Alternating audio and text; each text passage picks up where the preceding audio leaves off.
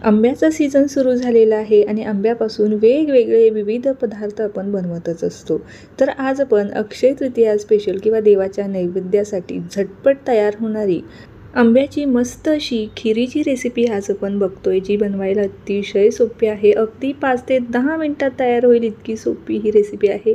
अजिबात कुठेही दूध आटवायचं नाही आणि चवीला ना तर इतकी अप्रतिम लागते, अतिशय भन्नाट लागते. चला तर मग वेळ न घालवता लगेचच आपल्या रेसिपीला आपण सुरुवात करूया. रेसिपी नेहमीप्रमाणेच अगदी साधी आणि सोपी आहे, त्यामुळे तुम्हाला नक्कीच आवडणार आहे. तर त्यासाठी रेसिपीला एक लाईक जरूर करा. रेसिपीला सुरुवात करण्यापूर्वी तुम्हा सर्वांना माझे एक निवेदन आहे. तुम्ही जर माझ्या चॅनलवरती नवीन असाल आणि चॅनल अजून सबस्क्राईब केले नसेल तर नक्की सबस्क्राईब करा. तर खीर बनवण्यासाठी इथे मी वाटी शेवया ज्या येतात ना त्या घेतलेल्या आहे. ह्या तुम्हाला ऑनलाईन मिळून जातील किंवा दुकानात जरी गेलात ना तरीही तुम्हाला आता ह्या आरामात मिळतील. आता सध्या सीझन चालू आहे, त्यामुळे तुम्हाला आरामात ह्या कुठल्याही किराणा मालाच्या दुकानातसुद्धा आरामात मिळून जातील.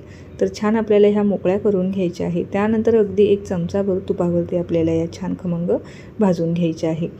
तर 1 चमचाभर तूप मी छान असं गरम करून घेतलेलं आहे किंवा तेलावरती भाजल्या ना तरीही चालेल, परंतु खिरीसाठी ना शक्यतो तूपच वापरावं, त्यामुळे तुपाचा फ्लेवर छान येतो. छान अगदी गॅस आपल्याला मंद ठेवायचा आहे आणि मंद गॅसवरती छान आपल्याला सतत परतवत हे आपल्याला सोनेरी रंगावर येईपर्यंत भाजून घ्यायचं आहे. त्यातच मी काही ड्रायफ्रूटसुद्धा टाकलेले आहे, काजू, बदाम. आता जे ड्रायफ्रूट तुमच्याकडे अवेलेबल असेल ते तुम्ही यामध्ये घालू शकता किंवा नाही घातले तरीही चालेल, काहीच हरकत नाही. तर छान भाजून झालेल्या आहे आणि आता ह्या शेवया आपण एखाद्या प्लेटमध्ये किंवा ताटामध्ये काढून घेऊया आणि त्याच कढाईमध्ये आपल्याला दूध गरम करायला ठेवायचं आहे. आता तुम्ही 1 वाटीभर शेवई घेतली होती, त्यासाठी अर्धा लिटर दूध इथे मी घेणार आहे. दूध इथे तुम्ही गाईचं, म्हशीचं कुठलंही घेऊ शकता किंवा पॅकेटवालं घेऊ शकता. आता हे दूध आपल्याला छान असं गरम करून घ्यायचं आहे.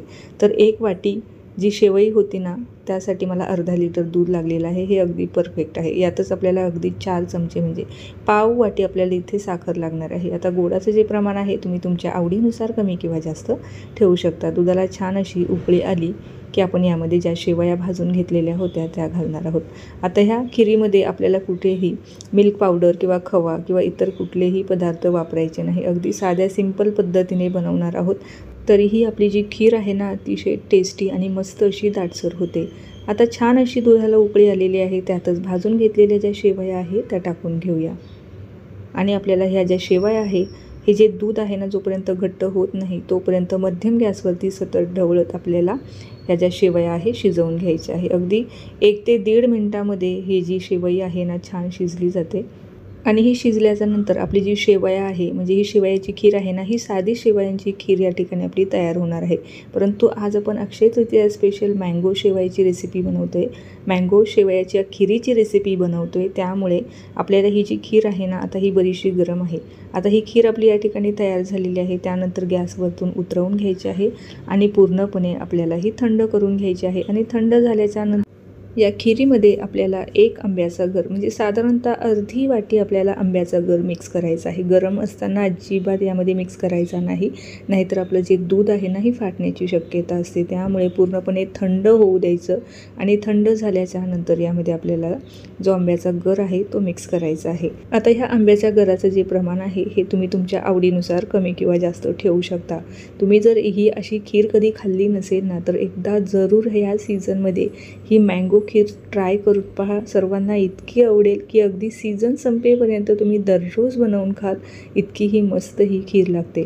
तर आपली ही मँगो खीर इथं तयार झालेली आहे. तिला अजून अर्धा तास जर तुम्ही फ्रीजमध्ये ठेवलं आणि त्यानंतर जर सर्व केलं ना तर तिची चव अजूनच वाढते, अजूनच छान लागते.